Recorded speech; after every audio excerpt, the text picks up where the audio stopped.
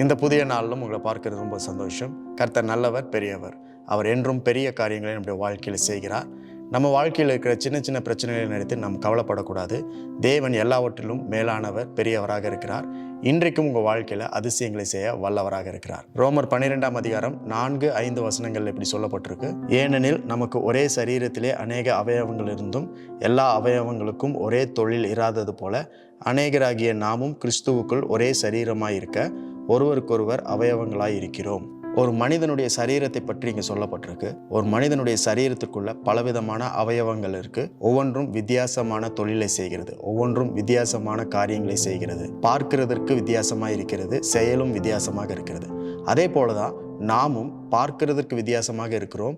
நம்மளுக்குள்ள இருக்கிற திறமைகள் வித்தியாசமாக இருக்கிறது, நம்மளுடைய நோக்கம் வித்தியாசமாக இருக்கிறது, நம்முடைய படைப்பு வித்தியாசமாக இருக்கிறது. நம்ம ஒவ்வொருவருக்கும் தனித்தனியே பலவிதமான வேலைகள் கொடுக்கப்பட்டிருக்கிறது, பலவிதமான பொறுப்புகள் கொடுக்கப்பட்டிருக்கிறது. பல நேரங்களில் பிசாசனுடைய காரியம் என்னவென்றால் நம்முடைய கவனத்தை திருப்புகிறது. நம்முடைய கவனம் எப்படி திருப்பப்படுகிறது அப்படின்னா, யாரையாவது ஒருத்தரை நம்ம பார்க்கும் பொழுது அவர்கள் மாதிரி நம்ம இல்லையே, அவர்களை போல தாளந்து நம்மளுக்கு இல்லை, அவர்களை போல வசதி நம்மளுக்கு இல்லை, அவர்களுடைய வாழ்க்கை முறை மாதிரி நம்முடைய வாழ்க்கை முறை இல்லை, அப்படி பிறரை போல நாம் இல்லாததுனால நம்முடைய வாழ்க்கையில் ஏதோ குறை இருக்குது, நம்ம ஏதோ தப்பாக செஞ்சுட்டு இருக்கிறோம், அவங்க வாழ்க்கையில் அவங்க முன்னேறுறாங்க, நம்மளால் முன்னேற முடியல அப்படின்னா நம்ம இடத்துல ஏதோ குறை தவறு இருக்கிறது அப்படின்றத பிசாசு நம்மளுக்கு சொல்லி கொண்டே இருப்பான்.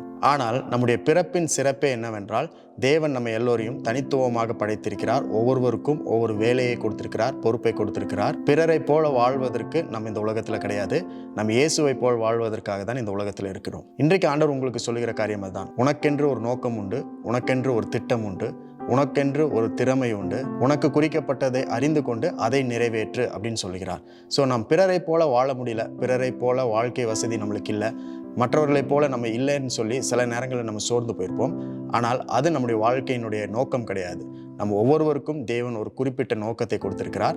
அதுதான் நம்முடைய பிறப்பின் சிறப்பே. நாம் பிறந்திருக்கிறோம் அப்படின்னா அதற்கு ஒரு சிறப்பு இருக்கு என்றால் நம்மளுக்கு தனி நோக்கம் ஆண்டவர் கொடுத்திருக்கிறார். அது தேவனுடைய திட்டம், தேவனுடைய நோக்கமாக இருக்கிறது. பிறரை போல வாழ்வதற்கு நாம் இல்லை, நாம் பிறப்பின் சிறப்பை பிரதிபலிக்க வாழ வேண்டும். இன்றைக்கும் உங்களுடைய பிறப்பின் சிறப்பை புரிந்து கொள்ளுங்கள், மற்றவர்களுக்கு ஆசீர்வாதமாக இருங்கள்.